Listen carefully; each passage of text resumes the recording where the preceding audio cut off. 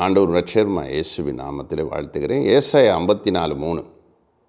நீ வலதுபுறமும் இடதுபுறமும் இடங்கொண்டு பெருக்குவாய். உன் சந்ததி ஜாதிகளை சுதந்திரித்து கொண்டு பாழாய் கிடந்த பட்டணத்தை கொடியேற்றி வைப்பார்கள். எல்லையிலே ஒரு பரிபூர்ணமான ஒரு ஆசீர்வாதத்தை பற்றி பேசுகிறார். வலதுபுறமும் இடதுபுறமும் பெருக்கும். ஒரு சிலர் வலதுபுறம் நன்றாக இருக்கும், இடதுபுறம். ஆனால் ரெண்டு பக்கமும் நிரம்புவது என்பது ஒரு எல்லையை பெரிதாக்குகிற ஒரு ஆசீர்வாதம். பெரிய காரியங்கள், நம் தேவன் பெரிய காரியங்களை செய்கிறார்.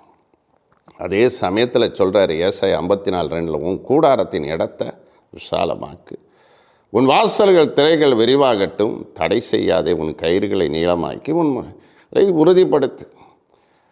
உன் கூடாரத்தின் இடத்தை நீ விசாலமாக்கு, விசுவாச வேலைகளை செய்கிறது தான் அந்த 2வது வசனம் சொல்லுது. ஒரு பக்கம் ஆண்டவர் சொல்கிறாரு, உன் எல்லையை பெரிதாக்க போகிறேன், பெருகச் செய்வேன். நீ வலதுபுறமும் இடதுபுறமும் இடங்கொண்டு பெருகுவோம். உங்கள் பிஸ்னஸ் பெருகும். உங்கள் ஊழியத்தின் எல்லைகளை நான் பெருசாக்குவேன். உங்கள் குடும்பத்திலும் அப்படிப்பட்ட ஆசீர்வாதங்கள், அப்படிப்பட்ட வீடுகளை நீங்கள் கட்டும்படி செய்வேன். ஆனால் விசுவாச வேலைகளை செய்யுங்க, ஜப வேலையை செய்யுங்க, தரிசன வேலைகளை செய்ய, ஊழிய வேலைகளை செய்யுங்க. கர்த்தர் உங்களுக்கு என்ன காரியத்தை கொடுத்திருக்கிறாரோ அதை நீங்கள் செய்து கொண்டிருங்கள்.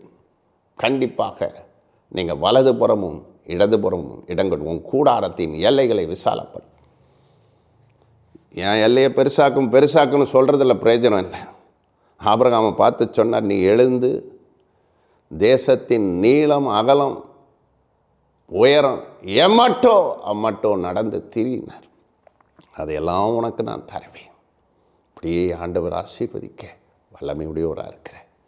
பிரயாசப்படுங்க, வேலைகளை செய்யுங்க, வாய்க்காலை வெட்டுங்க, ஜப வேலையை செய்யுங்க, ஊழிய வேலையை செய்யுங்க, கர்த்தருடைய வேலைகளை செய்யுங்க.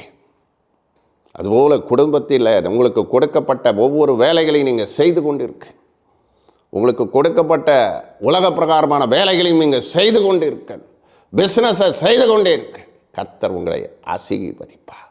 ஆமென், ஆமென்.